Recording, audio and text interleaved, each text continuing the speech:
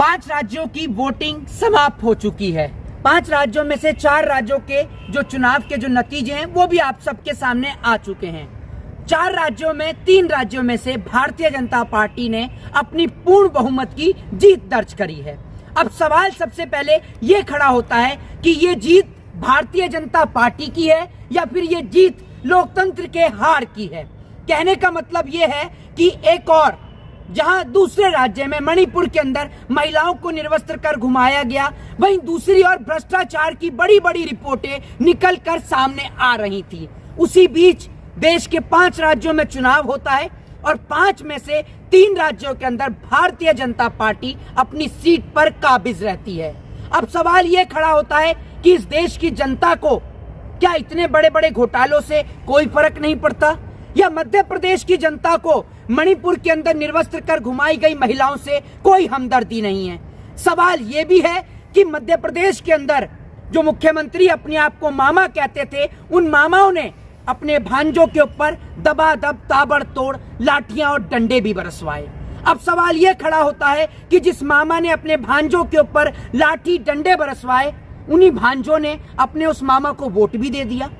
जिस मामा की सरकार में बेटियों के ऊपर अत्याचार हुआ, आदिवासियों के ऊपर पेशाब किया गया, वो मामा इस सरकार में रिटर्न आ चुके हैं। क्या मामा को वोट मिला है या मोदी जी को वोट मिला है, या वोट मिला है ईवीएम को?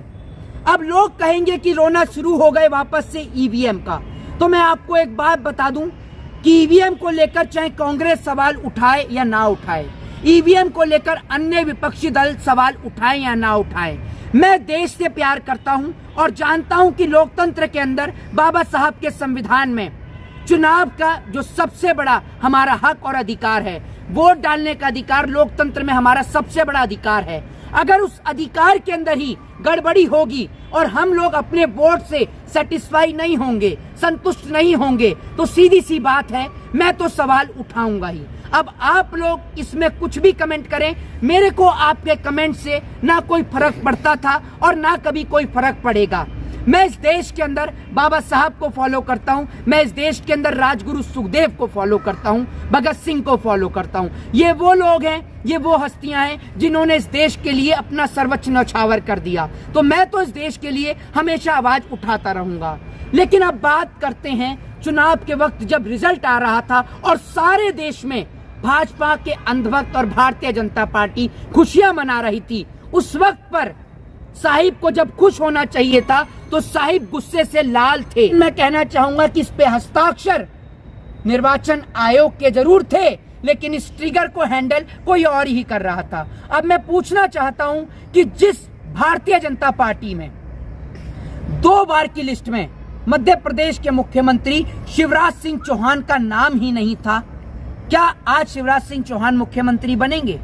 और वो मध्य प्रदेश जिसके अंदर कांग्रेस ने पिछली बार सरकार बनाई, हालांकि ज्योतिरादित्य सिंधिया की वजह से सरकार गिर गई, उस राज्य के अंदर भाजपा को इतना बड़ा बहुमत मिला, ये तो जरूरी एक विचार करने का विषय है। और आप सोचिए, जिस राजस्थान के अंदर कांग्रेस लगातार अपनी जीत के दावे ठोक रही थी, जिस छत्तीसगढ़ के अंदर मुख्यमंत्री भूपेश बघेल आराम से कुर्सी पर विराजमान हो गए थे कि किस दिन मेरा शपथ ग्रहण समारोह होगा, उन्हीं 3 राज्यों के अंदर कांग्रेस को एक बड़ा झटका लगा है।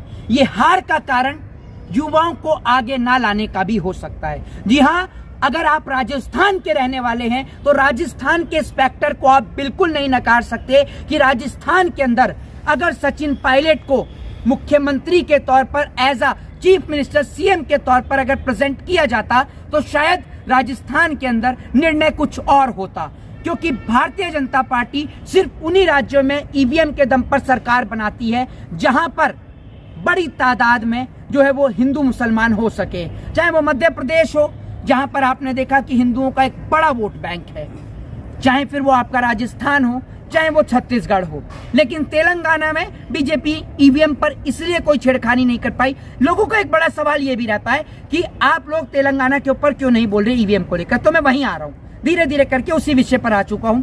तो तेलंगाना के अंदर बीजेपी इसलिए ईवीएम को लेकर कोई भी बेमानी या छिड़मखानी नहीं करती, क्योंकि सबको पता है कि तेलंगाना के अंदर एक बड़ा वोट बैंक मुस्लिमों का है।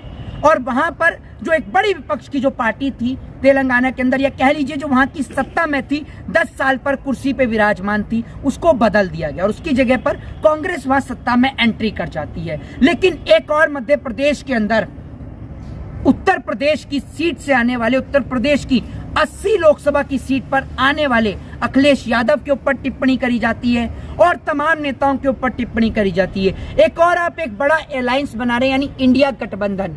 तो मैं आपको बता देना चाहता हूं कि जब तक आप ईवीएम के ऊपर चर्चा नहीं करेंगे, आप एक पंचायत का चुनाव भी नहीं जीत सकते। अब इसके बाद से अंधभक्तों में काफी खुशहाली की लहर दौड़ रही है। अंधभक्त तो सोच रहे होंगे कि कहां है मोहित शर्मा, घर पे रो रहे हैं क्या, या बरनौल लगा के सो रहे हैं? तो इसका जवाब है नहीं। ना तो मेरे को कांग्रेस की जीत से, ना कांग्रेस की हार से मुझे कोई फर्क नहीं पड़ता। मैं इस देश में रहता हूं, इस मुल्क में रहता हूं, और इस मुल्क में किसी के भी साथ गलत होता है तो मैं उस अन्याय के खिलाफ आवाज उठाने का काम करता हूं। आप लोग कहते होंगे कि भैया मैं मुस्लिम्स के टॉपिक पे, मंदिर मस्जिदों के टॉपिक पर, एजुकेशन, हेल्थ, बेरोजगारी, महंगाई, इन्हीं के ऊपर वीडियो बनाता हूं। जी हाँ, मैं शिक्षा के ऊपर, महंगाई और बेरोजगारी के ऊपर और भाजपा के बड़े भ्रष्टाचार की पोल खोलता था, खोलता हूं और खोलता रहूंगा, क्योंकि मैं इस देश में कॉन्स्टिट्यूशन को फॉलो करने वाला व्यक्ति हूं, संविधान को मानने वाला व्यक्ति हूं। अगर संविधान को मानता हूं तो सीधी सी बात है, लोकतंत्र का सबसे बड़ा अधिकार है वोट डालने का अधिकार, और वोट डालने के अधिकार में अगर बेईमानी होगी तो मैं इस पर सवाल जरूर खड़ा करूंगा। और मैं विपक्ष के सभी नेताओं को कहना चाहूंगा कि पहले आप इलेक्शन का, यानी चुनावों का बहिष्कार करिए और बोलिए कि अगर ईवीएम से चुनाव होगा तो हम कोई भी चुनाव नहीं लड़ेंगे, क्योंकि जब तक ईवीएम बैन नहीं होगा बीजेपी को हराना मुश्किल है।